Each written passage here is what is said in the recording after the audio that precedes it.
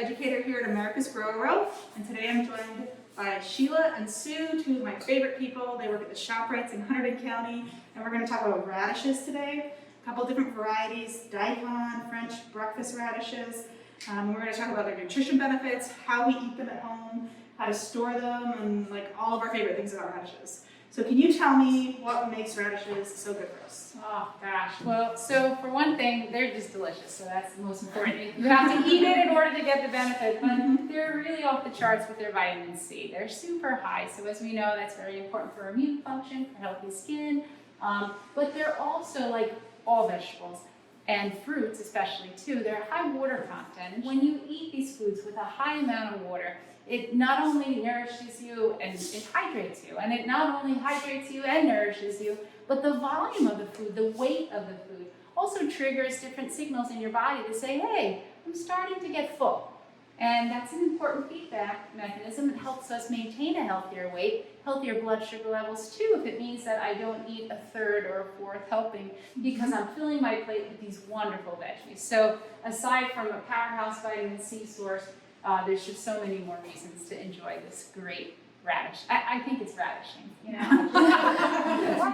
That's a great tip. I love the discussion of fiber and it triggering our feeling of fullness. Satiety, is that that fancy word, right? Yeah. I taught a lot of cooking classes with folks that are pre-diabetic or diabetic, and the message over and over and over again is fiber, right? If you can eat fruits and vegetables that are high in fiber, it helps to control your blood sugar levels. So we're always trying to get people to eat more vegetables. The wonderful thing about radishes is that they are so quick to eat because you can eat them raw. And I think that it's really the way they shine the most. I can go into a million complicated ways to cook these, but to be honest, I never do that at home. When I bring them home, I just slice them really thin and add them to salads or on sandwiches. I add them on top of burgers sometimes instead of lettuce or tomato, and they last for a really long time in the fridge. The one storage tip is if you're lucky enough to get radishes that are so fresh that they have the greens attached, when you bring them home you should cut the leaves off because they will continue to suck the water out of the root and they will dry out or shrivel up faster. But don't throw the greens away.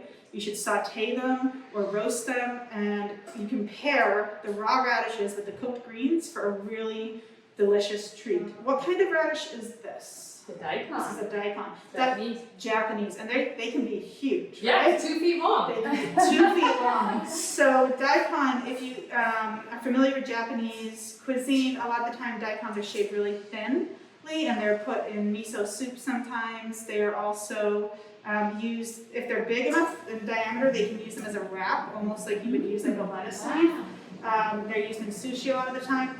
And they're sort of tricky, like all radishes. Some radishes are very spicy and some are very mild, but there's no real way to tell. They're kind of like peppers. So in this bunch of radishes, you might get one that has like a real bite to it and the other one won't at all. Right. If you slice them really thinly, even if they're spicy, they shouldn't be too overwhelming. Yeah. And sometimes you can do it with matchsticks. Oh, that's a good julienne, and then you can just, if you want to have a little dip with it. But my trick sometimes is if you're eating a lot of sugary stuff and craving sugar, eat a radish, and it kind of like tricks your taste buds, so you don't continue down that sugar path. The Daikon, I love to do it with some sesame oil and then just grated ginger and garlic, and it gives it such a lovely flavor, a little soy sauce, and you got a nice.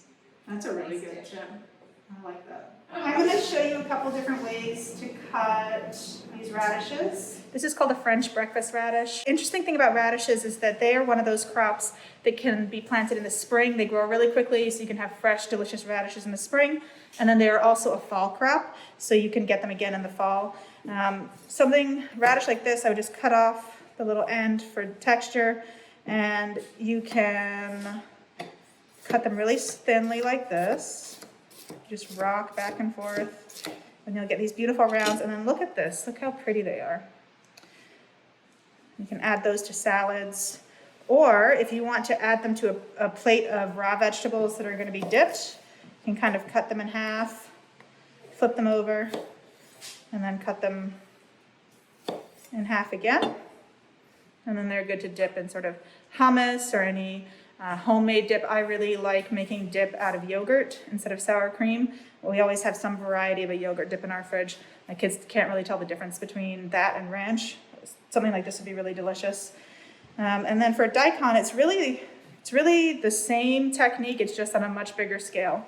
So if you wanted to get fancy and make some sort of soup where you had these beautiful rounds of radishes floating in them, you just take your time and cut down as thinly as possible.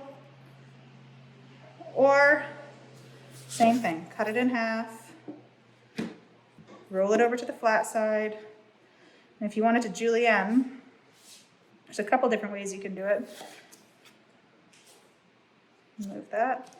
And you're gonna cut sort of something like that thick, and then put it flat and then go back through.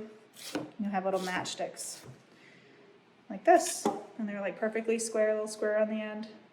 And these are great to use on top of things. So if you are making tacos, this is a good alternative to cabbage. It's crunchy and a little spicy, and it's kind of a unique texture. You can also put it on top of, like if you cook something that's warm, like a stir fry with noodles or rice, you could put these on top as like a cold, raw, crunchy addition at the very end. I'm so excited that we got together today to talk about radishes. So radishes, I think something that's also interesting about them is they're a root vegetable. So almost any way that you would eat other root vegetables you love, like carrots, you can do with radishes. So if you haven't ever eaten a radish before, please try them. They are delicious, they're spicy, they're versatile, and they're beautiful. I mean, look at these colors. These are outrageous, right? And they are used in a variety of cuisines around the world in different ways. Different cuisines highlight their spiciness or their crunchiness or their ability to hold on to liquid. They're used in a lot of fermentation products, so things that use lactic fermentation to create that sour, spicy funkiness. Radishes are often a part of that. They contribute a lot of taste and flavor, and they're just really easy to work with. They're sort of like already made for you. You don't have to do much to them, and that's something that I'm always looking for when I'm bringing produce home. All right, it was great to see you again. We'll see you again soon. All right, thank you. Bye.